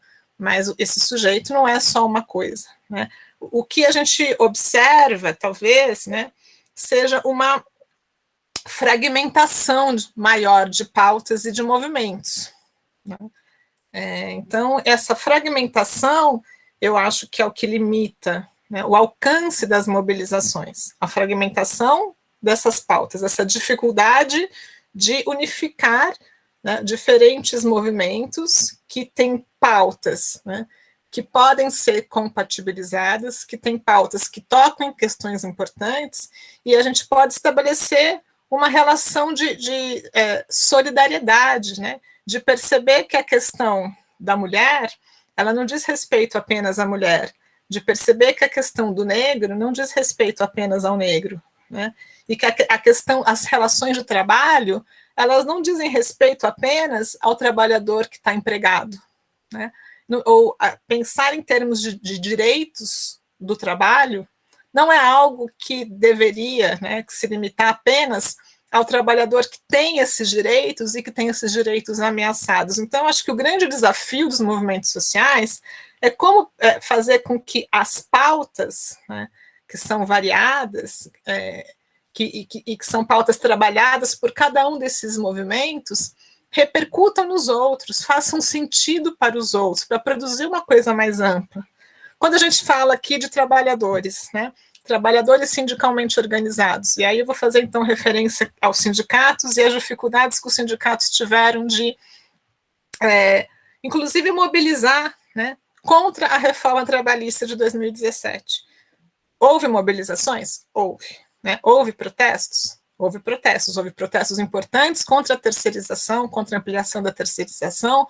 Houve uma greve geral em 2017, né, contra a reforma trabalhista. Então, não estou dizendo que não houve protesto, mas a capacidade de mobilização desses protestos, ela foi inferior àquilo que ela poderia, né? E eu entendo que essa dificuldade de mobilização, ela se deve muito ao fato de que a questão dos direitos do trabalho, ela parece não fazer sentido para uma parte da sociedade, ou por uma parte dos trabalhadores, que não tem acesso a esses direitos, e nunca teve, porque são trabalhadores informais, são trabalhadores precários. Então, é como se eles olhassem para a pauta dos direitos trabalhistas e dissessem assim, isso não tem nada a ver comigo, isso não me diz respeito. Né? Então, é como se um trabalhador homem, branco, olhasse para a pauta no movimento negro e dissesse o seguinte, isso não tem nada a ver comigo, isso não me afeta, isso não me atinge. Né? A violência na periferia não me atinge porque eu não moro na periferia. Né? Então, a violência racial não me afeta porque eu não sou negra. Né? Então, a questão das mulheres não me afeta porque, enfim, né? Eu não sou mulher. Então, é um pouco essa dificuldade de fazer as pautas conversarem, né? E de produzir uma coisa mais ampla, né? De se colocar no lugar do outro que também tem uma condição de subalternidade, seja no trabalho, seja em termos de gênero, seja em termos étnico-raciais. Então, acho que essa fragmentação, esse cada um no seu quadrado, digamos assim, né, que dificulta movimentos mais amplos, tá? Agora, em relação à sua segunda pergunta, bom, primeiro a gente para a nossa análise em 2016. Tudo que eu vou dizer daqui para frente é por minha conta e risco e também de uma forma muito, digamos, livre, né?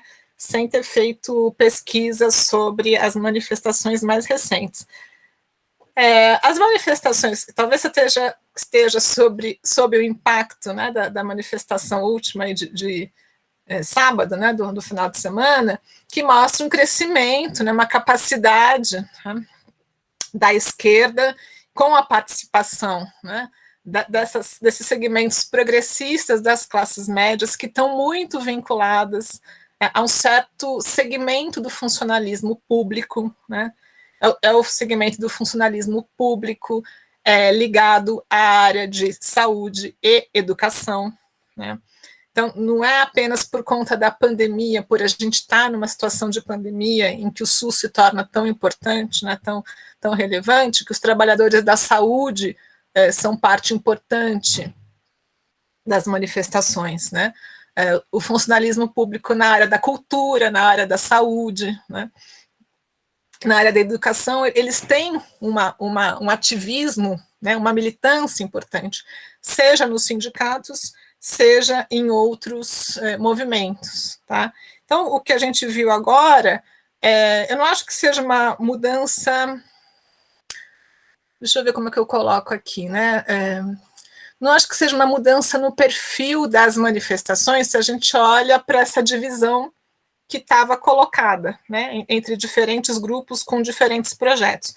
A gente observa esse grupo progressista, esse grupo, né, que já estava lá nas manifestações contra o impeachment, né, se colocando dessa forma, talvez com a participação de alguns grupos de bolsonaristas arrependidos, né, mas, enfim, não vejo muito uma mudança no perfil, até porque os bolsonaristas continuam também se mobilizando, né, se a gente quiser, digamos, para não traduzir de forma automática, para não transpor de forma automática, né, as manifestações em favor do impeachment, as manifestações à direita, né, para não traduzir isso diretamente nas manifestações bolsonaristas, a gente vê que esses grupos, né, mais à direita, continuam se manifestando também, uma parte deles em apoio ao Bolsonaro e a seu projeto, né. O que acontece é que essas manifestações bolsonaristas, elas têm sido menores, então as manifestações à direita têm sido menores, pelo menos se a gente olha nessas últimas mais recentes, do que desse grupo, né. Então, acho que essa talvez seja uma diferença para a gente considerar. Outro ponto que eu acho que é muito importante é que o contexto político é outro, né. Quando a gente fala do período entre 2011 e 2016, a gente está falando de um período, né, primeiro que a maior parte dele, né, era um período em termos econômicos com indicadores positivos, com indicadores favoráveis, né, em termos de emprego, em termos de renda, né, em termos, se a gente for olhar indicadores democráticos, né, se a gente for criar um índice de democracia, também um período, né, de participação social, de espaços de participação, então um período favorável. O que a gente tem depois disso é um período de crise econômica e política, né, depois de 2015, 2016, crise econômica e política, e de deterioração da democracia, de deterioração dos espaços de participação, né, e isso altera o contexto. Então, uma coisa são as manifestações, os protestos contra governos petistas, né? Então, esses protestos todos heterogêneos, essas pautas heterogêneas que eu mencionei, mas contra, né, um governo que era criticado à direita e à esquerda por razões diferentes, mas que tinham a ver ali, né, segundo o argumento do nosso texto, com os impactos contraditórios das suas políticas sociais e do seu modelo de desenvolvimento. Outra coisa, a gente pensar protestos que têm, né, ou se dão num governo à direita, né, um governo de direita, um governo, né, conservador, né, ultra neoliberal, certo? Então, se a gente for pensar relação entre conservadorismo no plano moral, no plano dos costumes, né, com essa combinação com o ultra-neoliberalismo, aí a gente tem um outro contexto que produz, né, uma outra dinâmica de protestos, certo? E os protestos que se colocam contra esse governo, né, eles têm, portanto, uma outra, quer dizer, a origem é outra, né? Então, a gente tem um outro grupo protestando contra o governo aí.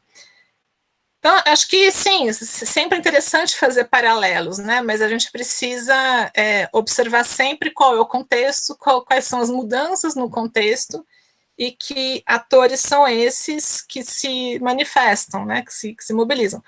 Eu acho que, qual é a diferença, né? Talvez para também dialogar com você. Quando a gente olhava para os governos petistas, eu vou dividir aqui, grosso modo, em 3 grupos, né? Pensando da seguinte forma, os 3 grupos de manifestantes. Os grupos à esquerda, 2 grupos à esquerda, tá? E um grupo à direita. Quais são os 2 grupos à esquerda? Os movimentos sociais, né, que eram próximos do PT, apoiavam os governos do PT e faziam algumas críticas pontuais às políticas do PT, mas sem romper com os governos. E os grupos à esquerda, alguns deles surgiram, né, muito posteriormente à criação do PT, que não tinha uma relação com o partido. Alguns surgiram de rachas desses movimentos que tinham relação com o partido e que faziam uma crítica à esquerda, né? Quer dizer, era uma denúncia, não era uma crítica pontual, era uma denúncia mesmo, seja o caráter neoliberal do governo, seja, né, a relação com o agronegócio, os impactos ambientais, né? Quer dizer, esse modelo predatório, certo, que provocou, né, problemas ambientais e uma expropriação de comunidades, né? Pensar que a questão das comunidades tradicionais, né, dos povos tradicionais, a questão da violência, né, em virtude também da questão territorial. Então, tinham 2 grupos insatisfeitos ou protestando à esquerda, né? Um com mais intensidade, com mais insatisfação, outro com insatisfações mais pontuais, com demandas mais pontuais. E um grupo à direita, né, que vai se fortalecendo aí, sobretudo em 2015 e 2016. O que a gente vai ter a partir das manifestações pelo impeachment é que esses 2 grupos à esquerda, eles vão se reaproximando, né? Inclusive, se a gente pensa, por exemplo, em termos dos sindicatos, das centrais sindicais, né, o que aconteceu? A Conlutas, né, e a Intersindical são divisões, né, são cisões, são rachas da CUT, né, que foram criadas porque esses dirigentes sindicais entendiam que a CUT tinha uma relação muito próxima com o governo do PT, não criticava o suficiente, né, não resistiu à reforma da Previdência em 2003, então essas cisões elas foram sendo feitas à esquerda, né? A Conlutas não, mas a Intersindical ela se reaproxima, e o próprio PSOL, né, se reaproxima do PT ali no momento do impeachment, certo? Então esses 2 grupos eles vão se reaproximando, de novo estão colocados agora, né, de forma conjunta, e agora até com a Conlutas junto, né? Então, a Conlutas, que não estava ali junto nas manifestações contra o impeachment, se coloca agora junto nas manifestações contra o Bolsonaro. Então, a gente tem uma reaproximação desses 2, digamos, esses 2 núcleos, né, de protestos e de manifestações à esquerda. E a direita, ela continua ali colocada, né, e insistindo, digamos, também nas mesmas pautas, né? Então, eu acho que tem diferenças, mas a gente também tem pontos que se mantêm. Bruno, há um gatilho para a presença, para o ingresso da classe média, ou das classes médias em 2013, né? Se a gente for olhar as primeiras passeatas, os primeiros atos de 2013, a participação nesses atos eram de grupos tradicionalmente mobilizados, que tradicionalmente ocupavam as ruas, né? Então, estudantes, né? O MPL, que era um movimento que já tinha, né, também alguns anos de existência e de luta em defesa do transporte público. Então, eram algumas pautas e algumas a participação, né, de alguns núcleos que tinham uma tradição maior de atos de rua, né, de protestos de rua. As classes médias, elas são, digamos, interpeladas a participar de forma mais massiva a partir dos atos de violência, né? Quer dizer, quando a violência se torna mais intensa, né, quando jornalistas são agredidos, quando as notícias de violência elas acabam se tornando visíveis, e quando a mídia dá destaque para isso, né, quando a mídia para de chamar os manifestantes de baderneiros, de arruaceiros, né, e passa a destacar a questão da violência, há o ingresso das classes médias, e aí as pautas elas vão, né, se multiplicando, elas vão se deslocando dessa demanda, né, da tarifa zero, da questão do transporte, vão se amplificando. Tá? Então, eu acho que destacaria esse ponto. E, Isamara, o que a gente tenta mostrar, justamente, é que o conflito distributivo é um conflito entre classes. Tá? O conflito distributivo, essa luta, né, que tem como referência o gasto público, as políticas sociais, quer dizer, para onde vai o dinheiro público, né? Então, a luta que os setores dominantes fazem, por exemplo, né, pela redução, né, de uma legislação que protege os trabalhadores, pela flexibilização, né, essa ideia da modernização das relações de trabalho, essa denúncia que se faz à questão do excesso de impostos, né, pagos, então, a questão da carga tributária, né, que é uma denúncia patrocinada por setores dominantes, né, embora a gente possa questionar o caráter, né, dessa política tributária brasileira, porque os setores dominantes, ao contrário do que dizem, não pagam impostos. A gente tem uma carga tributária regressiva, vocês podem me dizer isso melhor, né? A questão da gente pensar que o impostômetro, né, foi uma criação da Associação Comercial de São Paulo, para fazer com que, e aí se a gente vai lá no site do impostômetro, né, eles dizem o seguinte, a ideia é conscientizar os cidadãos do excesso de impostos que pagam, né?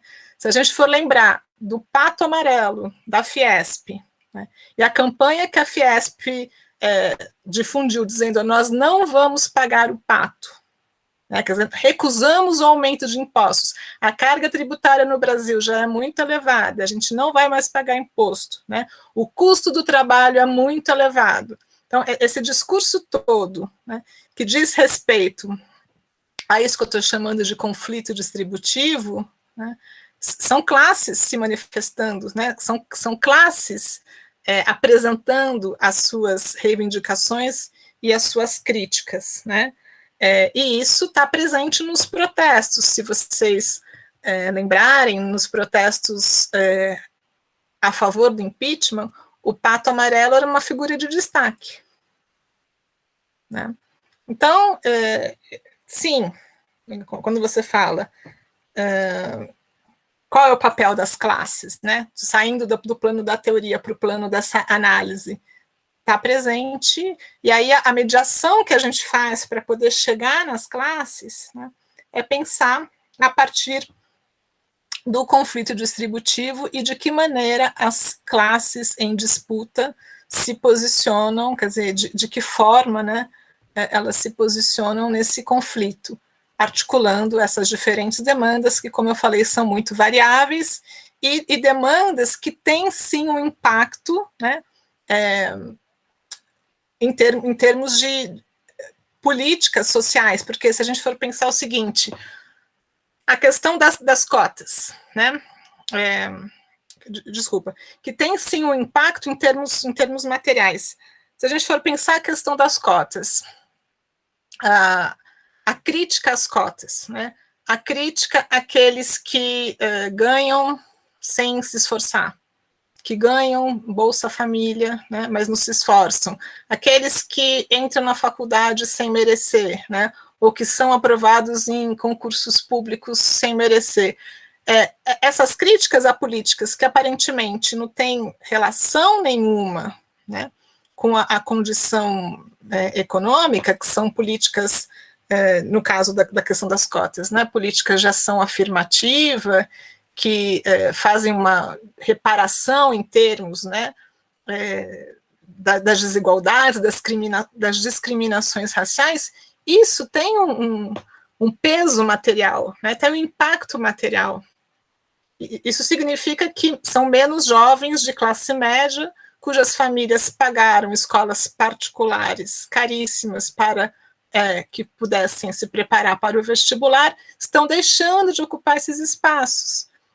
E possivelmente terão menos espaço no mercado de trabalho, terão menos acesso a empregos de qualidade, né? Então, essas questões todas, elas não são... Volto de novo ao tema, né, quando a gente fala da articulação entre questões ideológicas e questões materiais, ou uma identidade que aparentemente se definiria apenas em termos de cultura, né, e também posicionamentos de classe. Tá? Então, ao chamar a atenção, né, para a articulação entre essas dimensões, é justamente esse o ponto que a gente tenta, né, desfazer. Esse é um nó que a gente tenta desfazer. Quer dizer, mostrar que essas coisas estão imbricadas, né, estão relacionadas. É isso. Acho que Obrigado, falei Andréia. das três. Respondeu bem. Vamos lá, temos mais uns 10 minutinhos aqui para a gente colocar. Quem quer formular aí outras reflexões, questões, por favor, aqui. Acho que eu posso falar uma coisa aqui, professor? Pode, Gabriel. Mais uma reflexão mesmo, até porque está chegando no final, como esse debate, né, essa pesquisa aí que a Andrea fez a respeito dos protestos mostra muito como é que se estrutura, né, a sociedade brasileira como um todo, assim, não só em termos de classe, né, que a gente percebe, também em termos de conflitos políticos, que muitos vão muito na parte da ideologia, fazer um protesto eventualmente, enfim, ao invés de pensar no que realmente está se passando no país, né? Até como ela ressaltou, a gente vê os protestos de 2012 e crescendo, né? Em 2013 aí realmente se concretizando, a gente vê um período de crescente econômico, né? E como que esse pensamento do brasileiro pode realmente atrapalhar o nosso desenvolvimento, o nosso crescimento aí como sociedade e afins. Um ponto que eu achei bem interessante também foi a questão quando ela fala que, foi até a pergunta do Leonardo que ele comenta, que é meio fragmentado, né, essa questão de uma classe mais trabalhadora, enfim, que ela comenta até que tem às vezes até um certo conflito de mulher negra, mulher branca, ou aquele trabalhador informal que não vê necessidade de se unir ao trabalhador em busca dos direitos trabalhistas, enfim.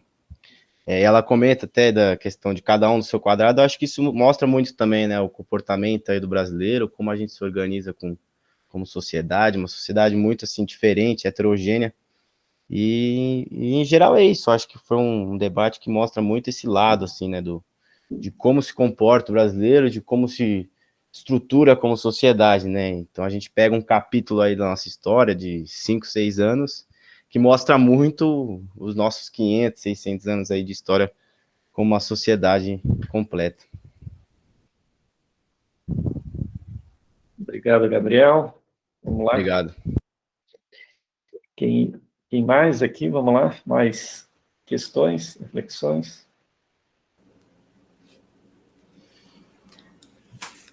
Eu queria fazer uma colocação, se ninguém mais tiver pergunta. Vai fazendo, Ludmila, depois, se quiser. Andréia, faço coro aí com o Dari, né? Muito obrigada pela sua exposição, acho que foi interessantíssimo, assim, o caminho que você faz, né? Desde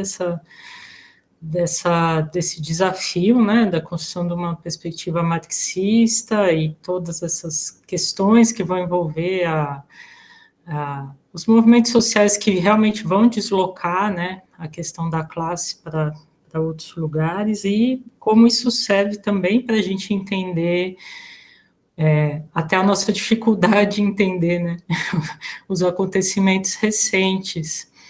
E eu fiquei pensando muito como é difícil essa questão da interseccionalidade, né, inclusive nas pesquisas, ela é um desafio político, ela é um desafio de pesquisa.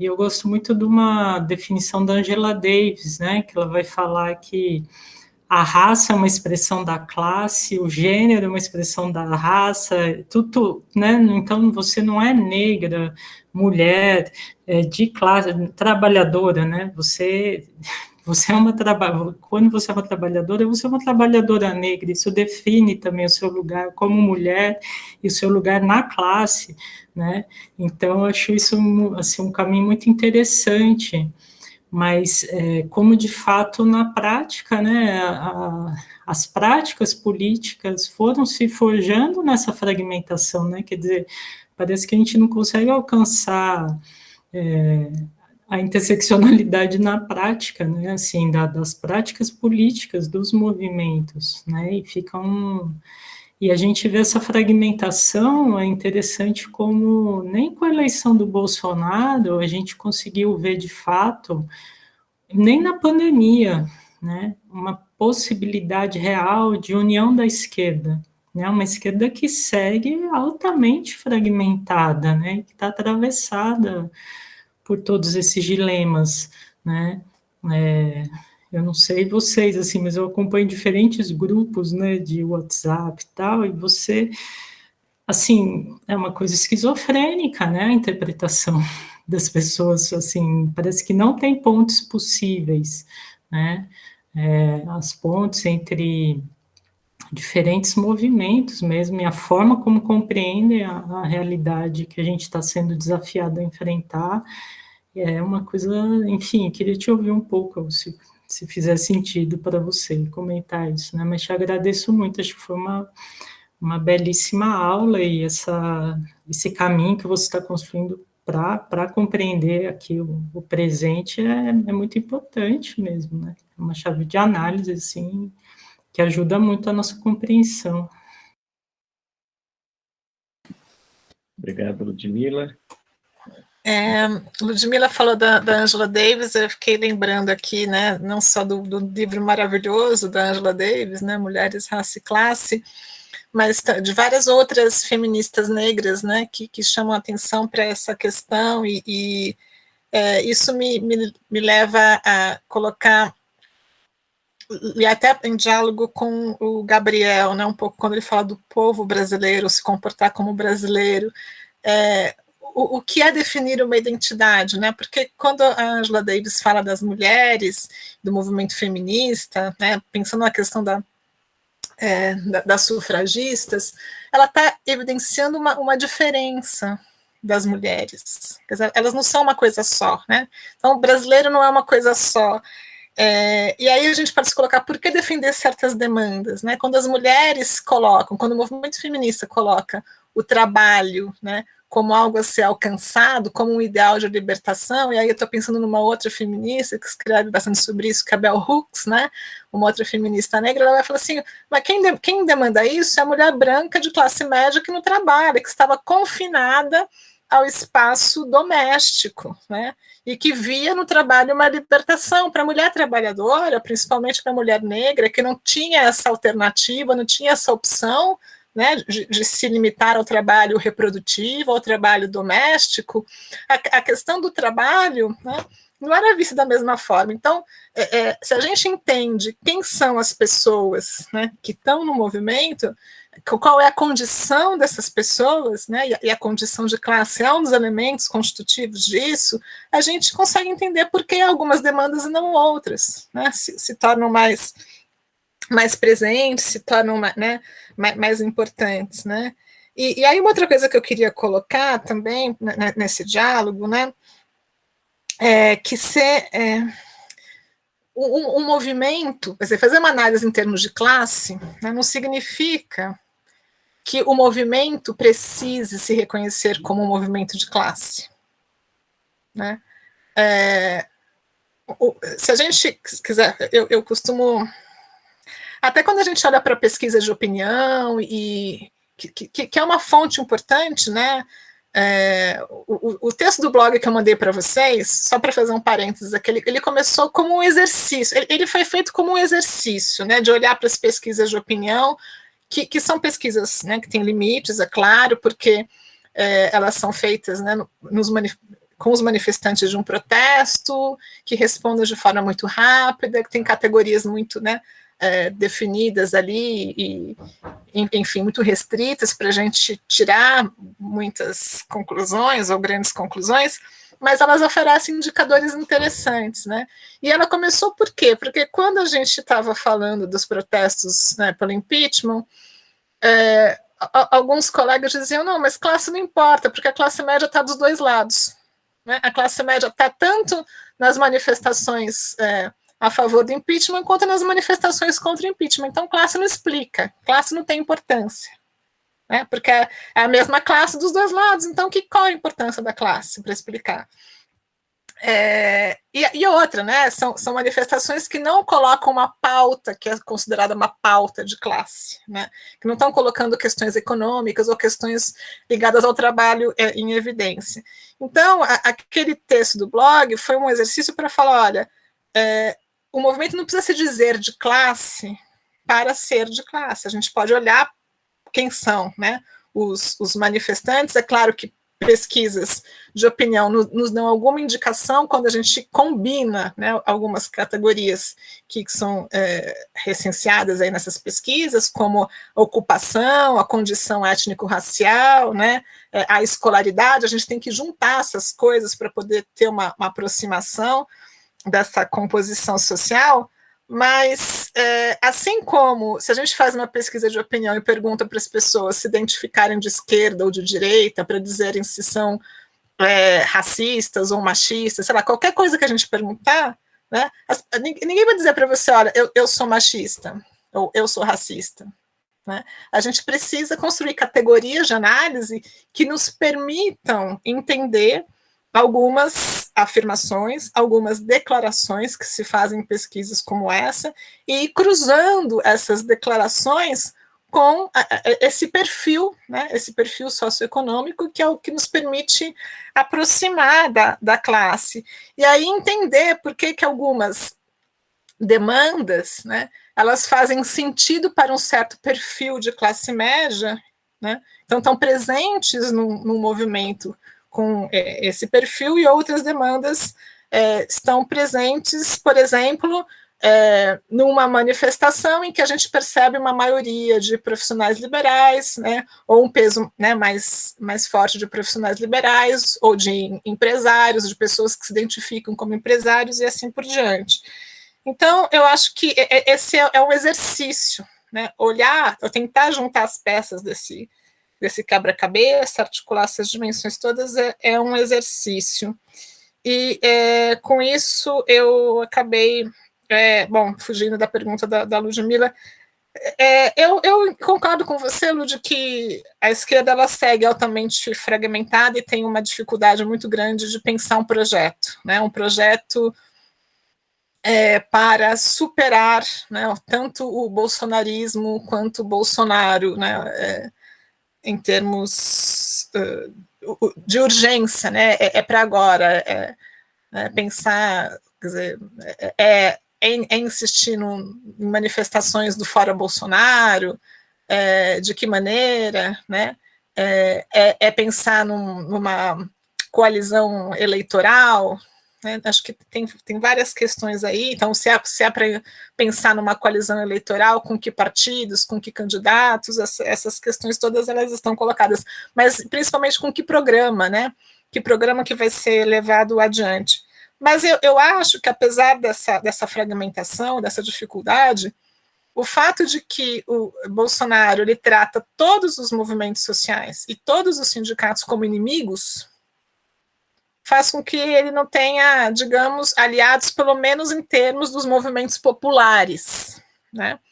Porque é diferente da gente pensar, e aí, de novo, né, acho que a pergunta primeira que foi feita para comparar com o período de 2011 a 2016, os movimentos populares se dividiram, né?